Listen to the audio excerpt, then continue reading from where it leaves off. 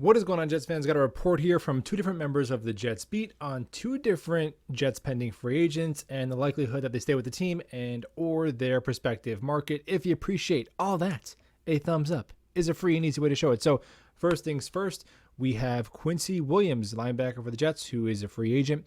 And Zach Rosenblatt wrote an article on The Athletic, and he was going through the different pending free agents, whether they're going to be back, how much they would cost. And I kind of just paused when I got some sticker shock at the price tag he put on one Quincy Williams, saying that he thinks Quincy Williams will command $7 to $9 million a year. Damn. I got to redo my mock-off seasons. I had Quincy making like $5.5 million a year. Now, here's the thing with Quincy. All right, I'm going to give you some numbers. Now, numbers don't always tell the whole story, but they matter. And here is the last 2 seasons. Here is Quincy Williams. Last 2 seasons combined. 216 tackles, 5 sacks, 21 tackles for loss, forced 3 fumbles, has yet to pick off a pass. Here's all-pro linebacker Matt Milano, Buffalo Bills. 185 tackles, 4.5 sacks, 27 tackles for loss, no forced fumbles, but 3 picks. And, of course, we have eyes. We know that Quincy Williams is not Matt Milano, especially in coverage. They're night and day. But what you're seeing there is the dude makes plays. He makes plays. And he's not a complete linebacker yet. Coverage is probably always going to be something that he struggles with. He's got alligator arms. He's 5'11". The missed tackle rate this year was 13%, better from last year at 17%. So no, the top of that, $9 million, no, got to be out. Can't do it on Quincy. You got to have a complete skill set at the linebacker position when you're pushing towards $10 million a year. But I think Quincy is also a guy who, although you think he's 26, you think a player is probably who they're going to be by 26. Quincy Williams, he's 24, almost 25.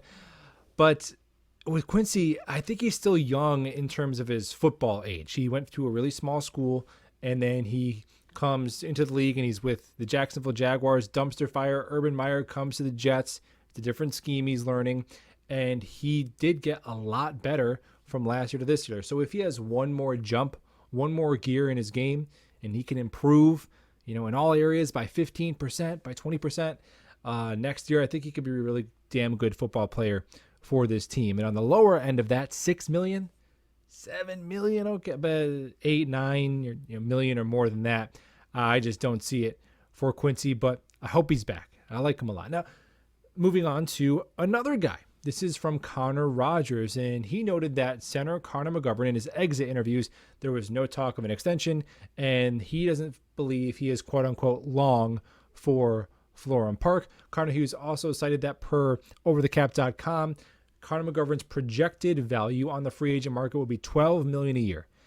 This one, I like the player again. Now, in a perfect world with unlimited cap space, I say, sure, keep McGovern, keep Quincy, keep Carl Lawson, keep Corey Davis, right? Whenever you talk about cutting it, we can't cut that guy, but you got to cut somebody, right? And I think Connor McGovern, that's tough. $12 million. I think he's been a little underrated by our fan base, and I think that there is something to be said about an offensive lineman for the Jets who plays every damn game. Because my goodness, how many people have we had limping off the field? Connor McGovern has been the only force of consistency on our offensive line since he's been signed. Really. Been revolving doors everywhere else but center. But you can't be afraid to get better. And you can't be afraid to try and find that franchise center that we've been longing for. We had Mawai to Mangold, and then we've had some serviceable pieces. McGovern definitely falls into that category. But do you want to go ahead and get your franchise center? And if you look at a guy like John Michael Smith, is he available at pick 44? Maybe a plug-and-play guy. Or do they want to get a guy who they feel like is similar talent level to McGovern, but maybe is in a $7-8 million range? I think that makes sense. I don't know if I could paint you a really ideal offseason that includes paying Connor McGovern $12 million, but it's easier to say that than it is to replace him. So if you're going to replace him with your second-round pick or get a guy a little cheaper, but you can't have some Dan Feeney level, $2 million center, and then that's your plan because Connor was too expensive. Can't do that. But if there's a viable plan in place for replacement, I'm cool with that as well. That's the way I see it shaking out with Quincy and with Connor McGovern. Hey, the perfect Aaron Rodgers trade 2.0. We're going to fix the quarterback. We're going to fix the offensive line, moving and shaking. Check that out down below. Subscribe if you are new, and we'll talk ball soon.